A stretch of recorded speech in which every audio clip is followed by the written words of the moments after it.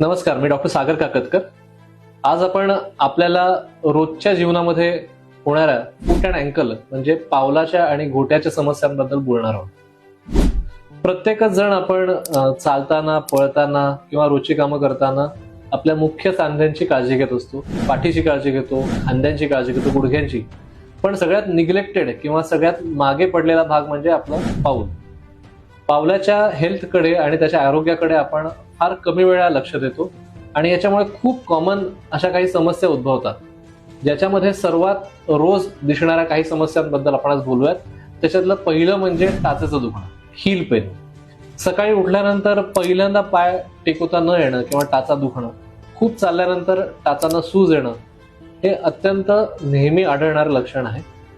याला प्लांटर फेशियाटिस म्हणतात. म्हणजे आपण आता विचार करूयात, आपल्या पावलाचा शेप प्रत्येकाचा असा असतो. याला आतल्या बाजूला एक बाक असतो किंवा कर्व असतो. हे आपण धनुष्यासारखं आहे असा विचार करूयात की धनुष्याला पण असाच कर्व असतो किंवा बाक असतो. त्याचं कारण आहे की धनुष्याची काठी असते आणि त्याला खाली दोरी असते.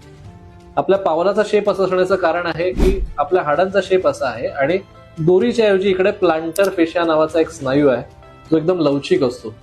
हा जिकडे टाचेला चिकटतोय तिकडे तो खूप टाईटली ओढला गेला तर तिकडच्या हाडाच्या आजूबाजूला सूज येते आणि मग टाचांचं दुखणं चालू होतं. हे असंच राहिलं तर टाचेच्या हाडांची टोकं वाढतात. फक्त खालीच नाही तर टाचेच्या मागे पण हे दुखणं वाढू शकतं आणि ह्याच्यातनं रोजची होणारी टाचेची सूज आणि दुखणं चालू होतं. उपाय करायचं म्हटलं तर ह्याला फार अवघड उपाय आहेत का? तर बिलकुलच नाही. ह्याला औषधांनी फार उपयोग होणार आहे का? बिलकुलच नाही. जो स्नायू घट्ट झालेला आहे त्याला आपण ताणण्याचे काही व्यायाम प्रकार आहेत.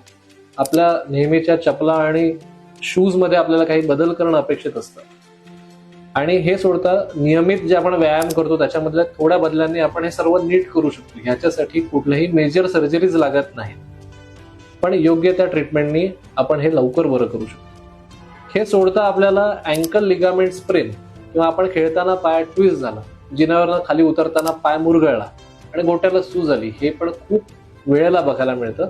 आणि सर्वात पहिल्यांदा आपल्याला पाय मुरगळल्यानंतर सूज आल्यानंतर असं वाटतं की अरे बापरे, सर्जरी लागेल का? सूज येईल. सूज आली आहे म्हणजे प्रत्येक वेळेला सर्जरी लागेल असं नसतं. आपल्या नशिबाने खांदा आणि गुडघ्याच्या लिगामेंट पेक्षा घोट्याच्या लिगामेंटचा हा फरक आहे की ह्या लिगामेंट स्वतःहून भरतात. त्या अगदी पूर्ण जरी फाटलेल्या असल्या, त्याला आपण ग्रेड 3 टेअर म्हणतो, तरी पूर्णतः त्या स्वतःहून भरू शकतात. फक्त याला योग्य पद्धतीच्या फिजिओथेरपीचं मार्गदर्शन, त्याला काही स्पेसिफिक पद्धतीने करण्याचं टेपिंग, आपल्या शूज मधले बदल, योग्य मेडिसिन्स आणि काही पथ्य हे आपण नेहमी पाळणं गरजेचं आहे.